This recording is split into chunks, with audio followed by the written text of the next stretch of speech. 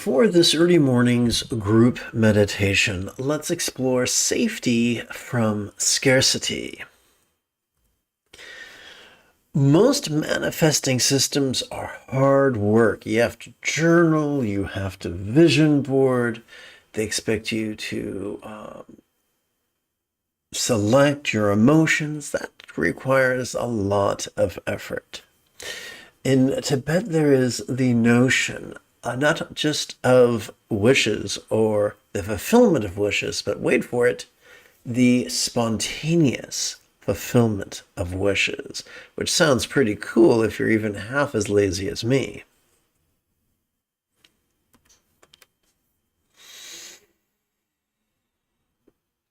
We are also, there is no need to journal, there is no need to vision board if we are already aware of our dreads and desires, and we are. It's effortless. Every time we breathe in, thanks to our sympathetic nervous system, we're wired not for active concentration, but instead for mere perception. Perception that is vulnerable, passive, visceral, and random. This effortless perception allows us to notice all manner of things. Sights, sounds, sensations, flavors, scents, and the like, including emotions, intentions, thoughts, memories, and imaginings. We are already wired to know what we dread. We are already wired to know what we desired.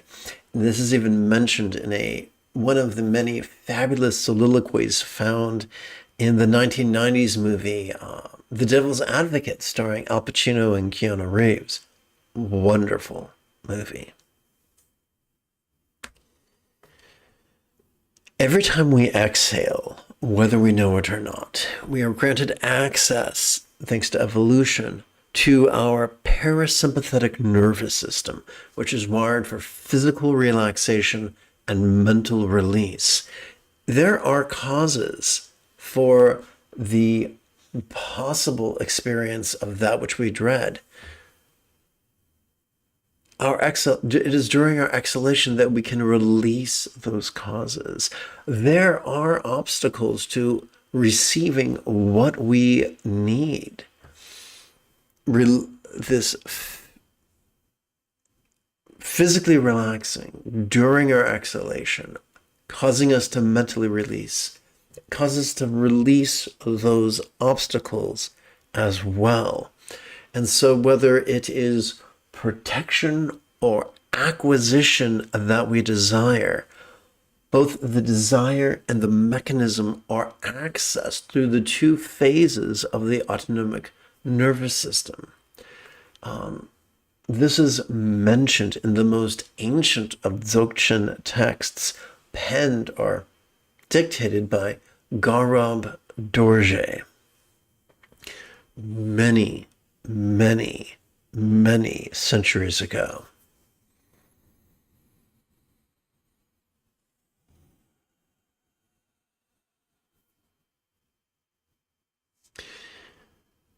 So there you have it. By practicing Dzogchen at least 5 minutes, and about once every 12 hours for about 5 minutes or so, do this and you will notice that manifesting becomes easy, it becomes effortless. I'm reminded of the tale of Tubten Tashi, who, when fleeing Tibet during the Chinese invasion, got separated, got lost, and wound up someplace where he didn't speak the language. He didn't feel that he could beg as a monk. That was standard practice. So he just found a disused hunter's shelter and set up shop, determined just to love and let go and see and become completely reconciled to the possibility of starvation and death. And he couldn't. He couldn't die because people kept coming up to him. First hunters, and then a gossip in town, and then she told everybody else, and before he knew it, he had patrons and students and interpreters, and he was able to use his skill set in the most wonderful way. One of my teachers spoke with him, one of my late teachers on my dad, and Lama Gyatso explained that Thubten Tashi said, for those who master love and letting go, the essence of Sutra Mahamudra, the pinnacle of scarcity, starvation becomes an impossibility. We do not do this through repression. We do not do this through self-talk. By relying on the latent mechanisms in our inhalation and our exhalation to practice mindfulness, the observant mindfulness and releasing meditation, everything will take care of itself. I look forward to chanting and meditating with you in approximately about 75 seconds. This is Lama Jigme Gyatso of the Buddha Joy Meditation School. Welcome to Meditate Like a Jedi, which is made possible due to the generosity of viewers just like you. If you love Star Wars and you wish to meditate as transformatively as General Leia Organa on Ajahn Kloss under the guidance of Luke Skywalker, be sure to subscribe and ring that notification bell. If at any point at all during this morning's live stream you have a specific question about Buddhist meditation, Buddhist philosophy, Buddhist chanting, and their application, simply type your question in great detail in the chat window. If you're using a laptop or a desktop, it'll be on the right-hand side of the screen. If you're using a smartphone, it should be down below. Good morning, James.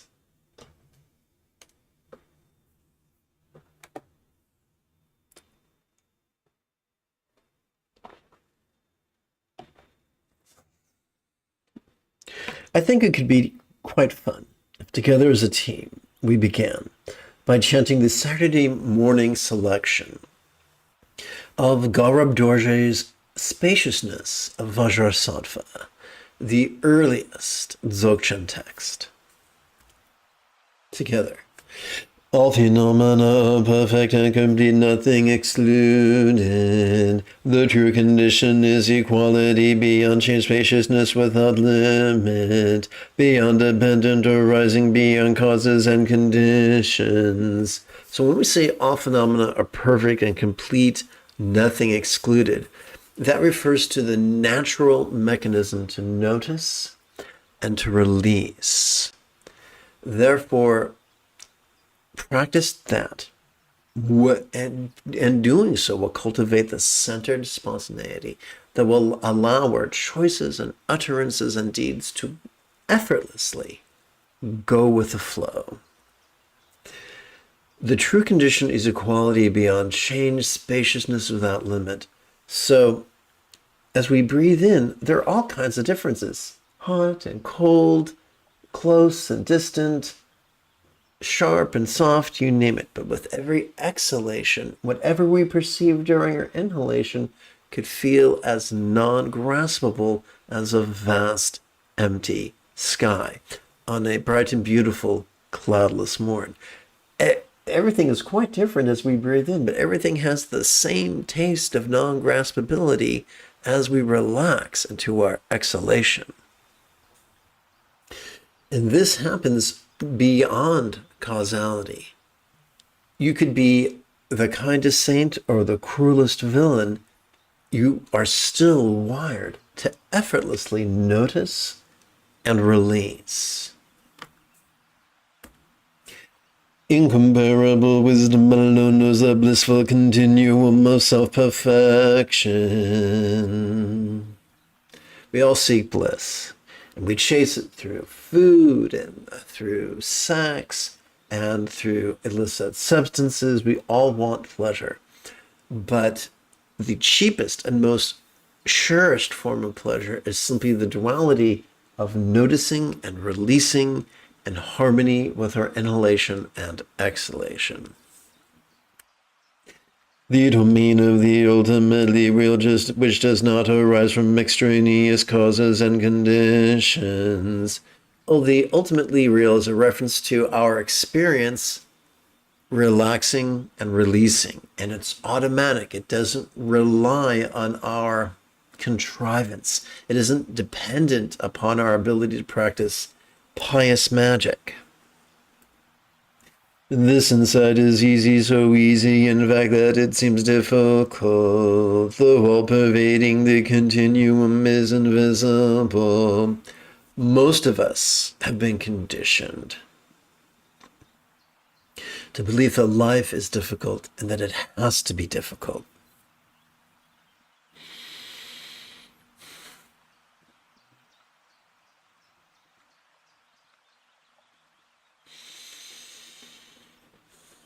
And so it can seem quite shocking that something good can happen seemingly by itself.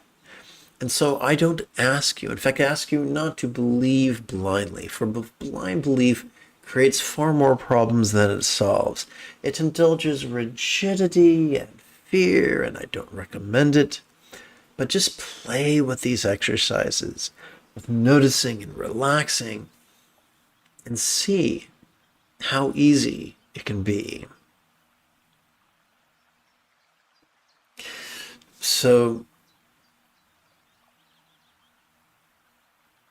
it feels like we're on an endless loop of noticing, releasing, noticing, releasing, noticing, releasing, and releasing. It feels like we are not only releasing the object of perception, but all our limitations as well.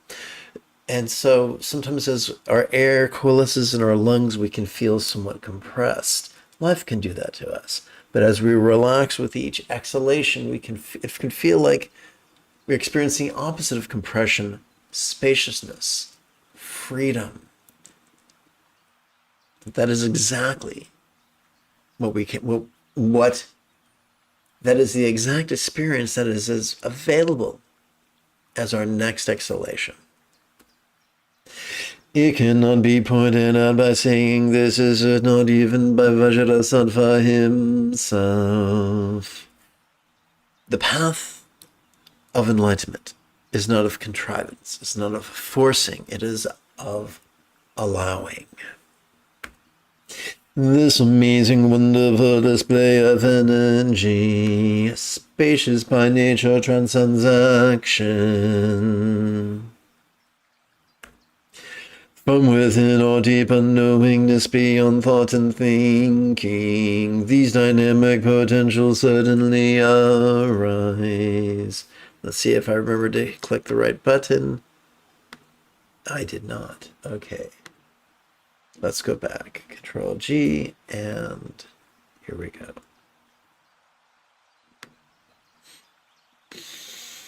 This brings us to this morning's primary practice text. Both that Shastra and this sadhana are available for free download.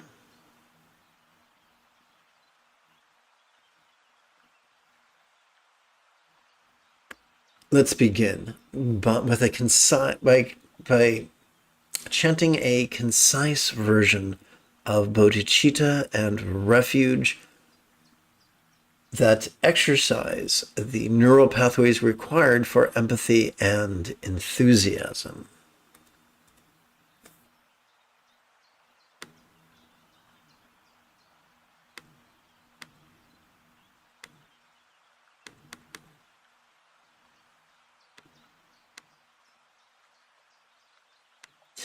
May I liberate all beings by relying on the three jewels. May I liberate all beings by relying on the three jewels. May I liberate all beings by relying on the three jewels.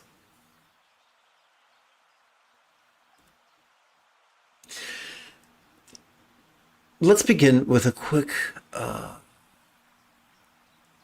reminder of the basic meditation instructions. Mindfulness and meditation are known by many names, including Proto-Zen, Zen, Shan, Dhyana, Mahamudra, or Great Seal, Mahasandhi, Ati Yoga, Dzogchen, and even Treksho. Yet despite the fanciness of these names, the practice is simple, as alluded to during the lesson.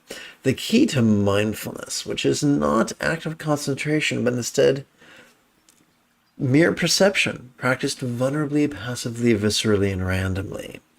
The key to this, the key to this is the sympathetic nervous system that we effortlessly access during each inhalation. Because of which we can effortlessly notice, as we mentioned, sights, sounds, sensations, flavors, scents, and the like, including emotions, intentions, thoughts, memories, and imaginings. What are we to do with those things? We're to meditate upon them, but how do we do that? Every time we exhale, whether we know it or not, we are granted access to our parasympathetic nervous system, which is wired for both physical relaxation as well as mental release.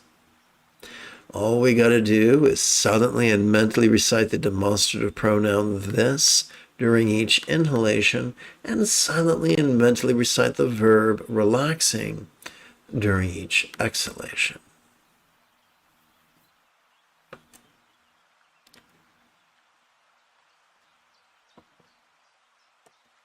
Remember, the moment you have a question about Buddhist meditation, Buddhist philosophy, or their application, type your question in great detail in the chat window. I check for questions about once every 7 to 9 minutes.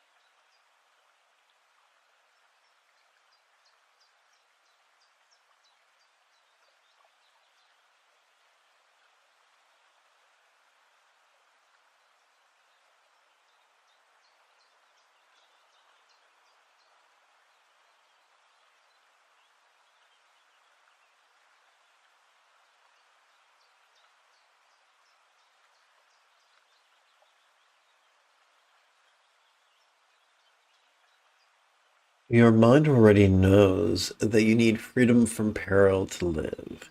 Your mind already knows that you need things to survive. By practicing mindfulness and meditation, we are nurturing the centered spontaneity, which will allow our choices and utterances and deeds to go with the flow in the most wonderful way.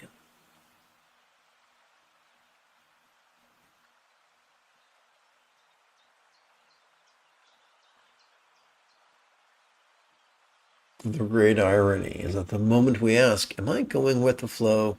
You can be certain that you're not. But that's okay. It's easily remedied with just an additional 5 minutes of meditation.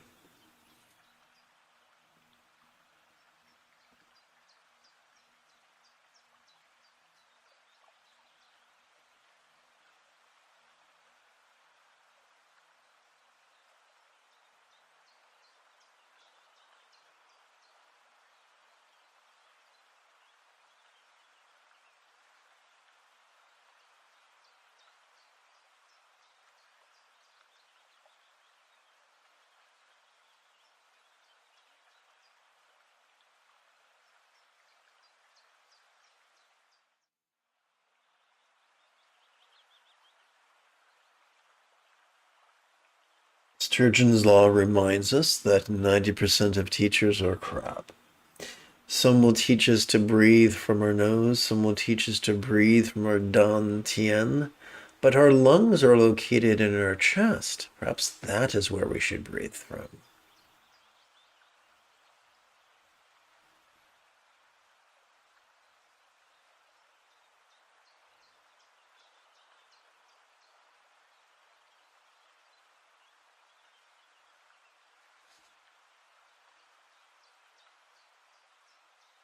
This is not the uptight burden. This is the path of joy and peace. If your meditation is not increasing your joy and peace, then in the words of Bugs Bunny, you have taken a wrong turn at Albuquerque.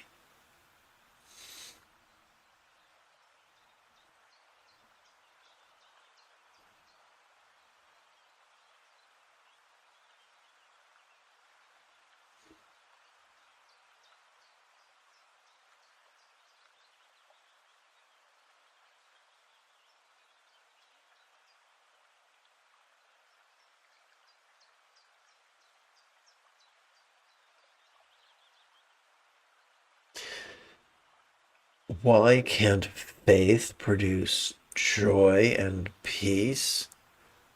Because faith is a rigidity of mind and emotion. Rigidity and our rigid tendencies, our controlling tendencies, feed our fearful tendencies.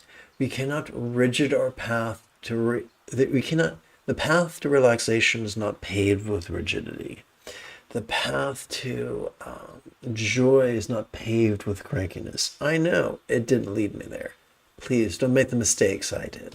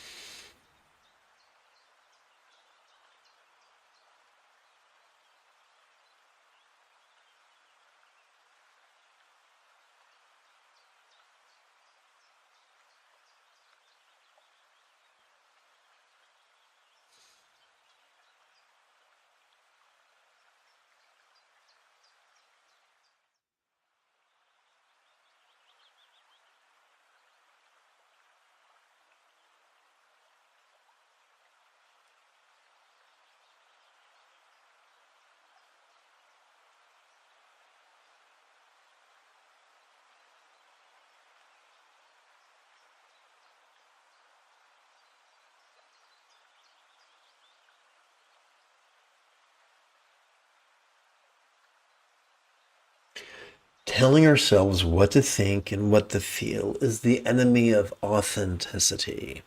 Many people feel that if they are authentic in the moment, they will behave villainously. But the very fact that we are wired to relax during every exhalation means we cannot give wing to our villainous impulses.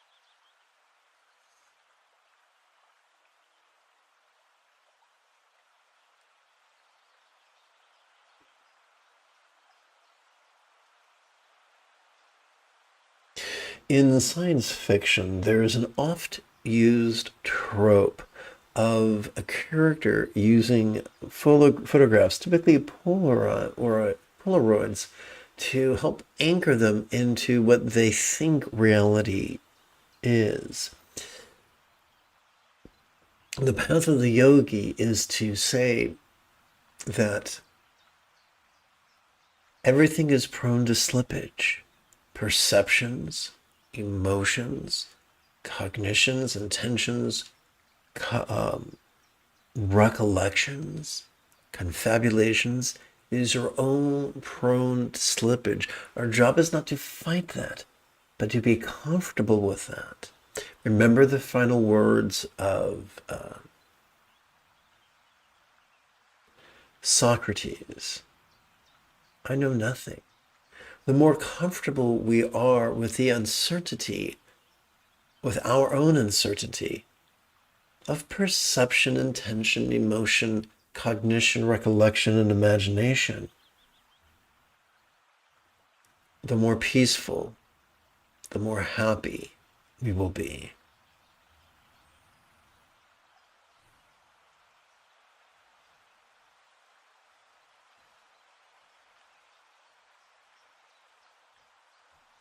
All we know is that it's more comfortable to sit upright than to slouch.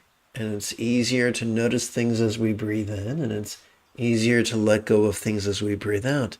Those things require no dogma, no faith. They're simply easily observable phenomena.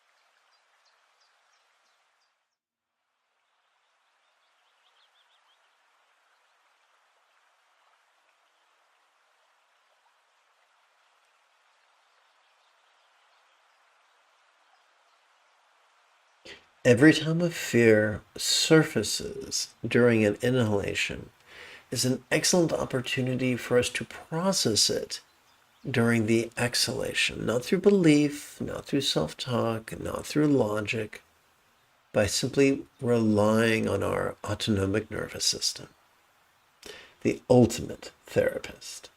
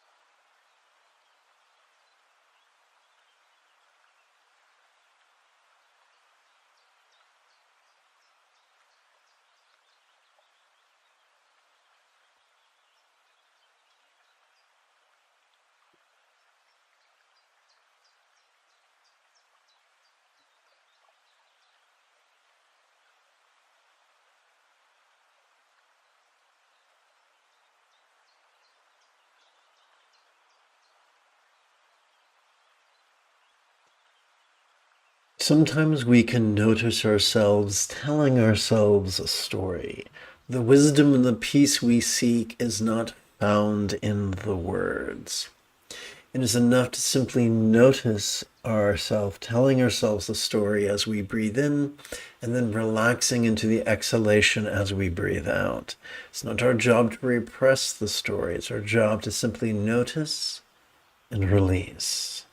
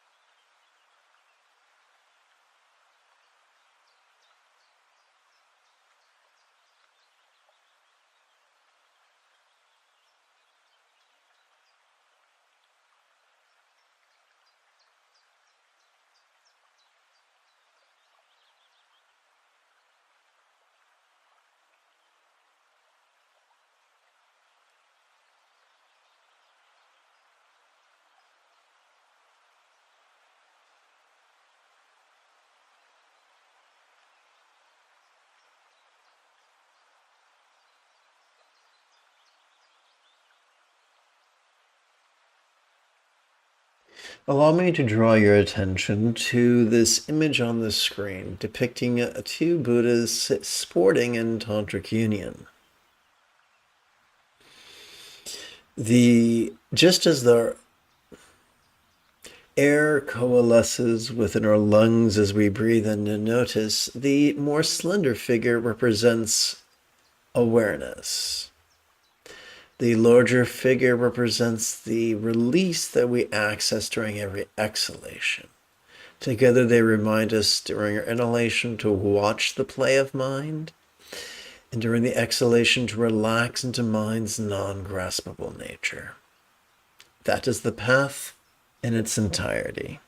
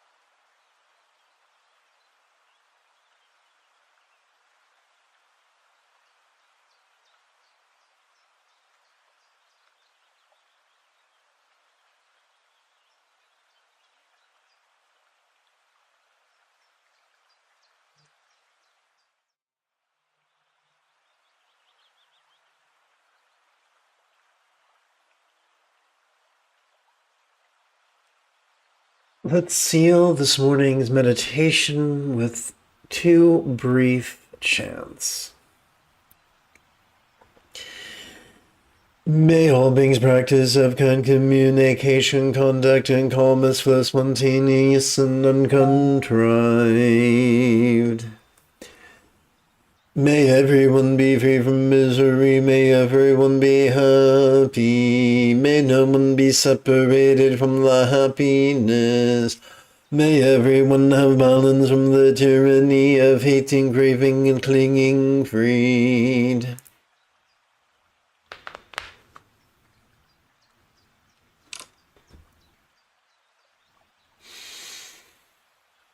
If you feel that I have earned it, you could give this live stream, let's try this again. You could type something in the chat window. You could give this live stream a thumbs up. You could share it with a friend. You could even support this channel on Patreon. In approximately 2.5 hours, I would very much like to return to lead today's mid-morning meditation. Until then, may you and yours be happy and healthy. And if you are as geeky as me, this is the way.